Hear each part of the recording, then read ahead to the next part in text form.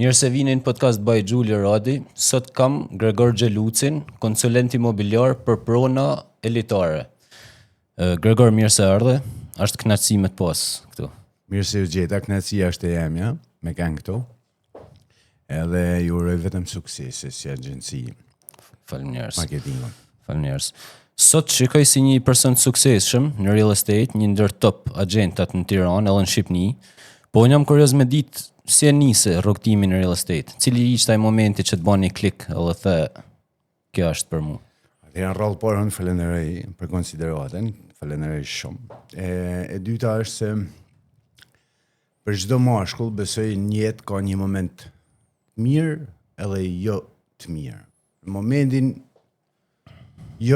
momentin jo më të mirë të jetës time, kam marrë vendimin me hi real estate-it. Për arsyen se është një punë që më lidh me njerëzit, diçka që unë di me bën, komunikim dhe në marrëdhënie. Edhe mundesh me bën një biznes pa pas shumë lek.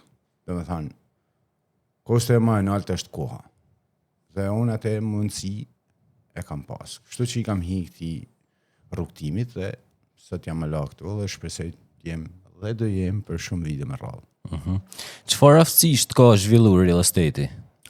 Një aftësi që ka zhvilluar shumë real estate-i të unë është durimi. E kam thënë edhe në një video tjetër para 4 viteve. Edhe vazhdoj me thënë sot, edhe ja tham tonë agjentave të ri. Kjo puna jonë dën durim. Dën durim dhe qetësi. Në momentin që ti fiton durimin maksimal, atëherë mundesh me quajt vetin një negociator i mirë. Super. Sa vështirë ka qenë në fillim për ty edhe është për agjentat e ri me fitu besimin e klientit? Shiko, vështirësia tek besimi i klientave nuk ka qenë vetëm atëherë, është prap sot, sepse çdo ditë kena të bëjmë me persona të ri dhe normalisht besimi duhet fitu me qetësi, me durim dhe me punë, normalisht, nuk vjen asgjë gratis. Ta them drejtën e shpirtit unë personalisht, jam mundu me kanë gjithmonë i drejt. Duke qenë i drejt, kam fituar besimin e klientave. Gregor, sa përqind e njerëzve që vinë me kërku konsulencën tane, që dojnë me investu ose me ble një pronë, nuk kanë kokër lekut? Ta thënë drejtën, po edhe është me fygërken, një 50% i mirë nuk kanë kokër lekut, ose më mirë me thënë nuk e kanë idenë as nga fillohet procedura me dashur me blej shtëpi. Sa më e madhe po përfshin një 50% nuk kanë një buxhet të saktë ose një ide mbi buxhetin që duhet fillestar për të mba hapin drejt blerjes së shtëpisë të parë. Kështu që mbas pyetjeve tona, mbi eksperiencën tonë, fillojmë dhe i orientojmë drejt hapit të parë për me ble një pronë. Kur du me ble një pronë, cili është hapi i parë që unë duhet me bo? Po hapi i parë, kur du me ble një pronë, duhet i herën rrallë parë na me ditë të ardhunat tona. Normalisht duhet edhe me hulumtu në treg, për të kanë më i sakt me plus minuset ata që ne posedojmë. Okej. A ka prona elitare në Shqipëni? Po Shqipënia ka shumë prona elitare. Po du me fol për resortet, sepse resortet normalisht dihen ata që janë me emër dhe automatikisht bëhet fjalë për prona elitare, si kjo ishin ata apartamente, vila, edhe garsoniere, po i përfshim se edhe aty bëhet fjalë për elitën gjithmonë. Okej. Duke marrë parasysh se më thonë gamën e gjanë të pronave të ndryshme, çmimeve të ndryshme kështu. Pse ke zgjallë pikërisht pronat elitare për me i trajtu? A është çështje e klientave? A është çështje e fitimit, se ke fitimat mall? Apo Jo, shiko, nuk është zgjedhje, por automatikisht edhe pa dasht me ka ardhë si natyrale në bazë të figurës teme, ndoshta figura ka tërheq një shkallë klientelet që kërkon pronë elitare. Normalisht mua ata më pëlqen dhe dimi i prezentuar edhe më mirë. Dhe ta them drejtën e shpirtit, ndoshta pronat e litare marrin për të shit një pronë litare normalisht duhet i fije më shumë kohë, por negociatat janë më të bukura dhe idetë blerësat i kanë më të qarta. Kështu që ne na bën punën i fije më të lehtë dhe negociata është edhe më e bukur, më interesante, ta them drejtën e shpirtit. Kjo është ajo që ndoshta mund ka shty me më marrë me pronë litare. Në tregun e pasurive të palujshme, a janë më problematik shicat apo blerësat? Duhet me kanë kredi sinqerta? Po. 50-50. Besoj unë, 50-50, nuk ka një ndryshim. Cilat janë ato problematikat më të mëdha që kanë shicat e pronave? Problematikat më të mëdha që kanë shicat e pronave është sepse pjesa më e madhe e pronave, po flasim për toka, për po citoj këto tokat që kanë mungesë dokumentacionit dhe mi vendosje që edhe vetë pronart nuk i dinë, sepse me këto ligjet e 7501 është bën një katahur e madhe siç e dinë tanë, edhe normalisht këtu gjithmonë ne hasim ata problematikat kur shkojmë te noteri. Normalisht në fillimet tona ka kanë shumë më vështirë sepse edhe na nuk kena ditë, por sot e kena fije më të lehtë sepse kur marrim një pronë, marrim disa ditë kohë para se ta publikojmë ose para se ta sugjerojmë te klientat blerësa, që do thotë e bëjmë një kontroll të përgjithshëm të origjinës pronës dhe normalisht atëherë hallim treg. Por pjesa më e madhe vetëm në çështje dokumentacionit ose kontratat për shembull, si në apartamentet e reja që janë kontratat. Nëse ke një klient o thot, du pamje të bukur, du qetësi, du të jem qendër, du të kem parkim, du edhe të kem çmim të lirë. Si përgjigjesh? Atëherë në shumicën e rasteve du me kanë shumë i sinqert te kjo pjesë, se nuk du me kanë ato që thojnë diçka për i tjetër. Kështu që fitoj edhe besimin e klientëve, markohen teme dhe tham do shoh çka kam dhe ju rikontaktoj. Edhe normalisht i rikontaktoj si pata si nuk pata. Dhe mundohem normalisht me plotsu 75% sepse një kërkesë tillë është e zorshme me plotsu 100%. Kuptoj. A do ulet çmimi i apartamenteve në Tiranë? Ja është pyetja e shekullit, besoj. Edhe këtu ndahen 75-25. Unë jam te pjesa 25% që nuk do ulen çmimet dhe jam shumë i bindur për atë pjesë. 75% e pjesë tjetër aty ne që besojnë që do binë çmimet, që do ketë një flus, që fluska po vjen shumë afër etj. Me gjithë zemër uroj që të nullin, sepse për ne ka me kanë më lehtë me shit prona. Kjo është ideja, dhe nëse shesim bëjmë një shitje nga 10 deri në 15 prona në muaj, do bëjmë 2 fishin ose 3 fishin. Kuptova. A mundesh me ma përshkru tregun imobiliar në Shqipëni me emrin e një gatimit?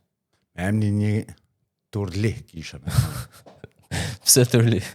Po turli sepse normalisht ka gjithë shamren dhe besoj se është fjala e duhur ose gatimi i duhur për ta përshkruar tregun imobiliar. Po ja ardh keq kërkuj normalisht, por turli, sepse kështu është. Cila është zona më e lirë edhe me më shumë perspektivë sot në Tiranë për me investu në prona? Atëherë, zonat më të lira dhe me më perspektivë, dihet është një në zonat më të përfolura sot për sot është Paskuqani. Unë mund me shtu edhe Alidemin pjesën Nelt, mund kisha vazhdu me fol ala për Astirin, sepse normalisht në Astir po ndërtohet prap dhe çmimet janë ala të përballueshme. Kuptova. Stili personal. Shoh që ti vën shumë rëndësi stilit personal, pamjes tane të jashtme, ke një stil kështu italian, old money. A është diçka që ke natyrale, a është diçka që investon vet, me vetdije? A mundesh më shpjegu pak? Tash me tar modestin më të madhe, Gjulje, këtu du me të përgjigj me pastërtin më të madhe. Unë thjesht e kam natyrale ose ndoshta edhe trashëgume, sepse kështu vjen kjo gjë, më duket. Unë po që se jam rahat me veshin, dhe jam rahat dhe jam konfident me këdo që kam për para, kështu që për mendimin dhe me është diçka që më vjen natyrale. Kjo se unë nuk jam 100% on top nade kur dal për shtëpijet me pamjen dhe rahat me vedin, atëherë normalisht kam me çalu edhe në shumë gjëra tjera.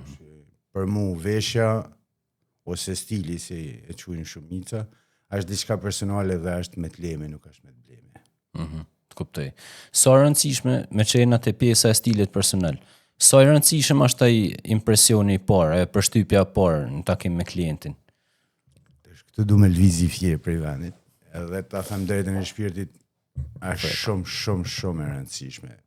Për mendimin tem, për mu, si Gregor, është 99%. Ajo është takimi i parë, momenti i parë, impresioni i parë është fundamental. Kuptova. Në qoftë unë vendosi sot me u fut në tregun imobiliar, sa lek mune me bën në 3 deri në 6 muajt e parë, në qoftë se kam ritme të mira zhvillimit të aftësive. Po unë besoj nëse ke ritme të mira dhe i dedikohesh kësaj pune 100%, ose themi 90%, se 10% që duhet me lënë edhe për veti, besoj se i 2-3 mirësh në muj komisionit qirajet ose edhe një ishitje pak me fat ose mendimin e kolegëve që mund bëhet krejt kollaj, besoj që arrihet. Kjo është një mesetare, 2.000 deri në 3.000 euro për 6 muajshin e parë, besoj që mund bëhet krejt kollaj. A mundet me i bë kushdo këto? Edhe i ban sot kushdo 2-3 euro në real estate si konsulent? Ta them drejtën e shpirtit, nuk i ban kushdo, po i ban ai që është kam ulës, nuk lollet, e don këtë punë dhe normalisht rrah terrenin me një mënyrë konstante dhe pa analshme, kjo është ideja. Sa kohë më duhet mu për me bë shitjen e parë? Transaksionin e parë? Po për të bërë transaksionin e parë nuk mund ta përcaktoj me një kohë fikse, sepse më varet se ndoshta muajin e parë nuk ban kurrë, por ban muajin e dytë 2-3 punë, kështu që por besoj gjithmonë tek vetbesimi, te kamulja bëjnë 2 dhe te qasja pozitive që një person ka. Përmene vetbesimin. Vetbesimi është diçka në këtë fushë që duhet ta kesh se s'bën, apo mund ta ndërtosh duke bë në thojza fitore të vogla? Shiko, unë ta them drejtën e shpirtit, kam besu gjithmonë te vetja, pavarësisht momenteve të mira dhe të këqija, gjithmonë thellë në vetin tim unë kam besu. Dhe jam i bindur që besimi edhe fitohet, duke bërë fitore të vogla të tipit qirana të vogla, për shembull se po flasim gjithmonë për fushën tonë, qirana të vogla, një bashkëpunim me një koleg, sa do e vogël kjo, nuk ka rëndësi hiç, është gjithmonë një fitore. Edhe shkollat nuk njitesh në 4-5 me herë, po s'fillojmë me bërë shkollën e parë, nuk kemi mritë e fundit kurrë. Kështu që besoj dhe jam i bindur që dita ditë me fitore të vogla, besimi vjen e rritet. Kuptova. Përmene pak më parë fatin, ndoshta mund të bash një shitje me fat e tjerë. A ekziston fati edhe atë ka ndihmu ty fati për me ecë parë në këtë fushë? Ta them drejtën e shpirtit, mund kanë me e përmend i fije fatin sepse është diçka pozitive, por fati në këtë punë është 1% shumë e vogël. Kjo është një nxitje më shumë për rinin, por kisha me ju drejtu me sinceritetin më fati këtu ka shumë pak të bëj me punën që bëjmë na. Në qoftë se kam 200.000 euro budget, ose në qoftë se i ke 200.000 euro budget për me investu në pronë, a do kishe investu në Shqipni apo një shtet tjetër? Me ta thënë drejtën e shpirtit, nuk je i pari që ma bën këtë pyetje, edhe e kam përgjigjen krejt gati dhe të qartë. Unë po t'i kishe 200.000 euro budget, unë do i kishe investu në Shqipni. Nuk e mendoj as edhe një herë investimin jashtë Shqipnisë. E thot edhe vetë fakti që unë kam jetu jashtë shtetit 14 vjet dhe jam kthy këtu dhe kam investu gjithçka këtu. Kështu që edhe atë buxhet do e kishe investu këtu normalisht. Edhe në off plan, sepse projektet e reja që po startojnë në Tiranë japin një mundësi të jashtëzakonshme. Sot blejmë çmim, nesër rrishesim me një çmim tjetër dhe automatikisht fitojmë shifra që ta them drejtën e shpirtit duhen 1 ose 2 vite punë për t'i fituar. A kishe investu në qytete, në kryeqytet, në Bregdet? Po mund kishe investu edhe në Tiranë, por edhe në Bregdet, sepse Bregdeti ka një kërkesë të jashtëzakonshme, çmimet po rriten në një mënyrë të jashtëzakonshme. Për flitet që shitjet janë ndalu, por nuk është e vërtetë sepse po shitet çdo ditë. Kështu që si në Tiranë, si në Bregdet, duke marrë nga veriu deri në jug, pas edhe një lloj problemi do kishe investu. Okej. Gregor, cila është rëna më e shpesht ose më e tmerrshme që keni gjuar në real estate? Po shiko, nuk më pëlqen me përmend fjalën rënë, sepse i bjen që ne të kena të bëjmë me rëncak dhe kështu automatikisht hupim kohën tonë, gjë që na nuk e bëjmë, sepse koha për ne ka një vlerë të jashtëzakonshme. Njerëzit nuk rrejnë. Njerëzit vetëm kamuflojnë fija të hallat e veta dhe i zbukurojnë pak, por gjithsesi në e marrim vesh se cila do që është ajo. Sepse rrena ka shumë, por nuk ka një specifike. Dhe unë nuk jam i prirë me menu që dikush është më rrejt. Kështu që nuk e kam një rrenë specifike me ta them drejtën e shpirtit. Sa e rëndësishëm është networku për ty në real estate? Edhe sa network ketë të zgjerum? Atëherë, networku është i rëndësishëm jo vetëm në real estate, po në çdo aspekt jetës.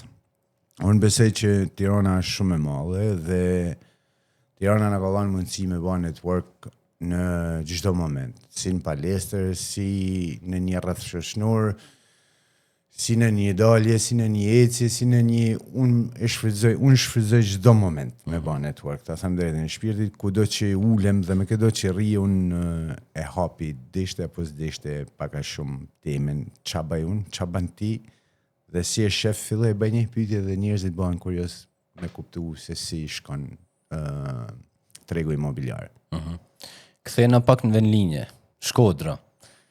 Si e shef të ardhmen e real estate-it në Shkodër, edhe pyetja dytë, a je pro apo kundër kullave në Shkodër? Është i pyetje që më kanë bërë edhe në rrjetet sociale, të them drejtën kur kam reklamu kullat. Nuk shoh diçka të keqe në kulla, pavarësisht se Shkodra ka një arkitekturë dhe një pozicion gjeografik ndoshta edhe jo fort favorshëm për me marrë shumë kulla mbrend, por nuk shoh diçka të keqe. Varet më nga nevojat e qytetit për kullat, por nuk besoj që e ka një nevojë të tillë, por se jo, mirë se të vinë, nuk ka kur gjë të keqe. Kurse të ardhmen e real estate-it në Shkodër e shoh shumë të shnajshme. Do përmend edhe herë bleni gjyslyk zes sepse ka kanë shumë të shnajshme. Kush është Gregor Xheluci jashtë real estate-it? Gregor Xheluci jashtë real estate-it është një prind, një fëmijë 10 vjeç, një burr me kam për tokë, që bën një jetë normale, që ka një rreth shoqëror që e takon çdo mesdite, mundohet me dediku sa më shumë kohë të lirë edhe fëmijës të vet, normalisht si çdo prind, pavarësisht se jena pak larg, por do kisha përmbledh me një fjalë, një person i thjeshtë. Këtë du me të vu pak në pozitë. S'ka problem. Shkodra apo Tirana? Me shpirt Shkodra. Me xhepa Tirana. Nëse nuk do ishe konsulent imobiliar, ç'a do ishte profesioni ose aktiviteti jot? Do kisha kënë një operator turistik ose një menaxher hotelit, sepse unë kam një eksperiencë disa vjeçare në atë fushë, si në hoteleri dhe në turizëm. Kështu që me kënaqësinë më të madhe do kisha vazhduar me e bën. Cili aktivitet ka dhënë më shumë satisfaksion? Të prit edhe të i shërby turistave edhe të hujve, apo të mbyll transaksione për investitor, për njerëz që janë ndryshën jetën, ja fryn xhepin? Shiko, janë dy gjëra të ndryshme. Me kanë operator ose menaxher hotelit është se unë kam bërë të dyja në njëjtën kohë. Dhe është diçka që lidhet me mikpritjen tonë. Kurse real estate ka atë adrenalinën e një dealit që mund të shkojnë keq, mund të shkojnë mirë, mundet edhe mos me shku hiç, dikush mundet me fitu, dikush mundet edhe me hup, se mund të nullin kjo. Kështu që për mu aktualisht është real estate dhe besoj se ka me kanë gjithmonë sepse më shumë transaksioneve adrenalina është po e njëjtë. A ke pas një transakcion që ka dështu, po ke thonë shqyqër zotit, po je gëzu, ke thonë shqyqër zotit që dështoj? Jo, nuk kam pas vetëm një, po kam pas disa, ta them drejtën që kanë dështu, sepse me çdo dështim na marrim një leksion dhe rritena profesionalisht. Por nuk jam gëzu, por nuk jam as illnu, sepse kështu kanë dashur me shku gjonat dhe kështu kanë shku. Unë mus me dhe gjanë pishman sepse kam ba maksimumin e mundshëm. Si unë, po dhe të kërku nimin e kolegëve për me dashur me finalizu diçka. Në shumë raste që diçka nuk finalizohet sepse për një motiv ose për një tjetër mungon një firmë ose një dakurtësi, kështu që kjo është diçka që nuk është në dorën tonë. Ka dhe njerëz që tërhiqen, edhe kjo nuk është në dorën tonë. Kështu që nuk kam një diçka për të mërzit në lidhje me një transakcion që nuk shkon. Momentalisht edhe mërzitena, por na kalon se marrën me tjetrin. Sa lek harxhon një konsulent imobiliar çdo ditë për mira punës mrapa, si më thonë, me transport, me dreka, me darka? Tashti, një konsulent imobiliar që ka 3-4 vite në këtë fush, për me dasht me maru tëna takimet që ka, se bëhet fjalë që ka ditë që kena 20 takime, ka ditë që kena 5 takime, ka ditë që kena 10, varet nga takimet, por besoj që një mesatare e mirëfillt është po marrë një minimale për mas me dasht me egzageru 30.000 lekë të vjetra, se kështu flasim në Shkodran me të vjetra, kështu që një 30.000 lekë që vjetër duhet në ditë minimalisht për me kanë gjithmonë on top. Sot, si që thash, je ndër njerëzit më të suksesshëm në këtë profesion.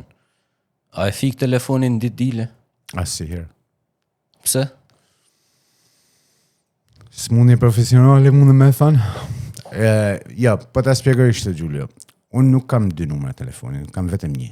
Dhe për mu me fik telefonin është sikur me myll marrëdhëniet me gjithkën, me staku marrëdhëniet me tonë botën. Nuk e kam të nevojshme sepse nuk është thjesht punë për mu, nuk është diçka që më bezdis.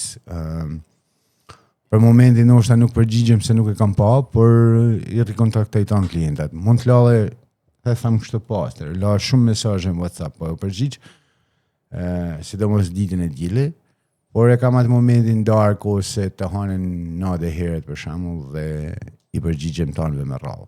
Por zakonisht unë përgjigjem në moment. Kuptoj. Nëse unë kam një pronë, unë di me përdor shumë mirë internetin, pse mos ta postojë në vetë në internet me foto, me video, me përshkrim të vogël, pse duhet me se unë pronën të ti, si agjenci, si konsulent? Atëherë, normalisht, ke fotot, i ke dhanat, mundesh me din me përdor internetin, shumë mirë mundesh me postu. Por, ideja është që na kena rrjetin, na kena marketingun, ne paguajmë për shumë rrjete sociale, dhe ajo që është më e rëndësishme kena edhe portofolin e klientelës. Na mundën me ta shit pronën më shpejt se ç'mundesh me shit vet. Kena edhe kohën, sepse ne paguhen për atë punë. Kurse një personit normal i duhet me shku në punë, mas punë duhet më marrë me bë takimet, e kështu me radhë duhet me njeh gjanat edhe te noteri, kështu që duhet shumë kohë. Dhe për aq sa paguhen ana agjentet imobiliar për punën e madhe që bëjmë, besoj që ja vlen me allon një agjentit imobiliar. Shanset janë 1000 herë më shumë më shit në kohë rekord një pronë. Gregor, a mendon se 4% e transaksionit është mjaftueshëm për një konsulent imobiliar për përpjekjen edhe punën që bën? Unë besoj që puna jonë duhet vlerësuj fije më shumë.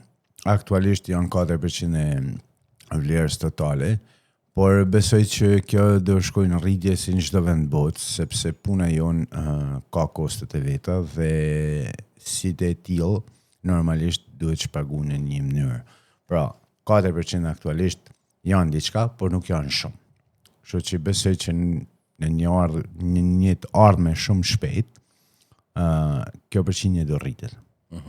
Gregor, unë e di që je një person edhe shumë i thellum spiritualisht, edhe shpirtnisht, edhe din me dhanë, edhe histori, edhe shembuj shumë të bukur për me përcjell një mesazh.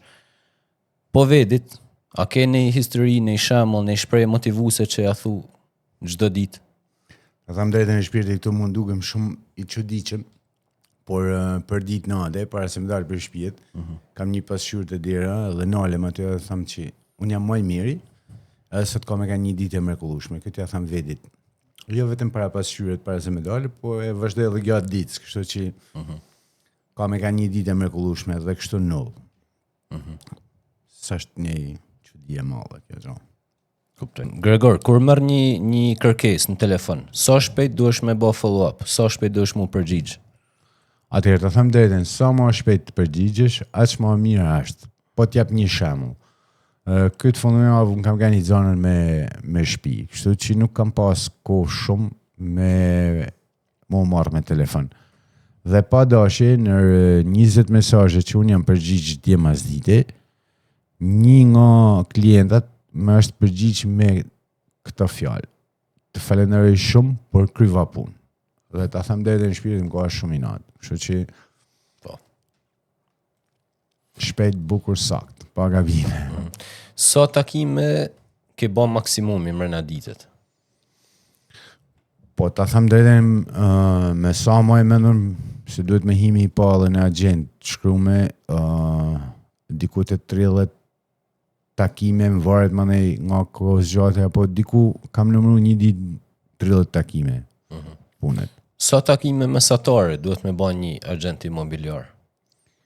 Po më varet se ku i ke takimet, por minimalisht 10 takime në ditë duhen me kanë konstant, 10 takime në ditë. Sa është raporti takime me transaksione? Sa takime duhesh me bë për me mbylli transaksion si agent imobiliar? Atëherë unë po ta përkthej në po ose jo.